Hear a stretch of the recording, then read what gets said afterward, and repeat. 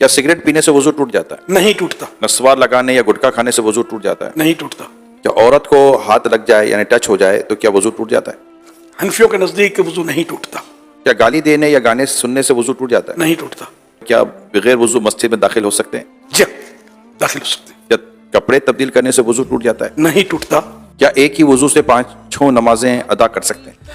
بالکل کر سکتے ہیں اگر واقعی اس کا وضو قائم ہے تو۔ جو وضو کی حالت میں انتقال کر جائے تو کیا اسے شہید کہا جائے گا؟ جی ہاں، جو وضو کی حالت میں فوت ہو اس کو شہادت کا رتبہ ملتا ہے۔ جو بعد طہارت سویا اور مر گیا، وضو کر کے سویا فوت ہو گیا، وہ بھی شہید۔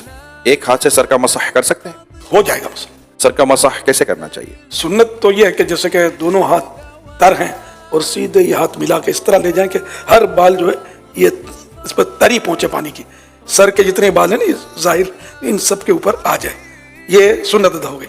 اور چوتھائی سر کا مسا جو ہے یہ فرض ہے۔ گوشت کھانے کے بعد کیا دوبارہ وضو کرنا چاہیے؟ گوشت کھانے سے وضو نہیں ٹوٹتا، اونٹ کا گوشت کھایا تو مستحب ہے کہ وضو کر لے، وضو ٹوٹتا نہیں اس سے بھی۔ وضو کے دوران منہ، ہاتھ یا پاؤں ایک بار دھویا تو کیا وضو ہو جائے گا؟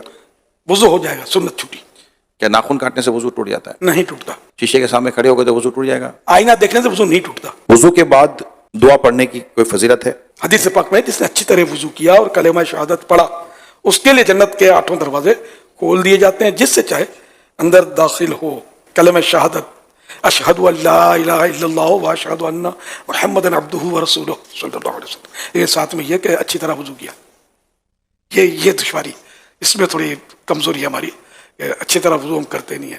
کیا ہنسنے سے وضو ٹوٹتا ہے؟ نماز کے علاوہ ہنسنے سے وضو نہیں ٹوٹتا۔ اور نماز میں پھر یہ کہ بالغ جاگتے میں نماز کی حالت میں، کہ بعض وقت نماز میں نیند بھی آ جاتی ہے، تو بالغ جاگتی حالت میں سجدے والی نماز میں جن میں سجدے ہوتے ہیں ان میں اگر زور سے ہنسا، قہقہ جس کو بولتے ہیں، قہقہ لگا کر ہنسا تو اس کا وضو ٹوٹے گا، ورنہ اتنا ہنسا کہ خود اپنی آواز سنی دوسرا نہ سنے، اتنی آواز نہیں نکلی تو وہ نماز ٹوٹی، وضو نہ ٹوٹا۔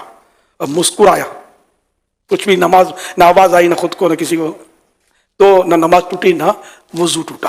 بھئی جتنے سوالات ہوئے جس میں آپ نے فرمایا وضو نہیں ٹوٹتا، لیکن اب اگر کچھ ایسے معاملات ہیں جیسے قہقہ لگانا یا گالی بکی کسی نے یا جو ہے وہ عورت کو ہاتھ ٹچ ہو گیا تو وضو اس کے بعد کر لینا یہ مستحب بھی ہے یا نہیں ہے؟ گالی دینا، غیبت کی، قہقہ لگانا جھوٹ بولا تو یہ مستحب ہو جائے گا کہ وضو کر لے، اور توبہ تو ویسے ہی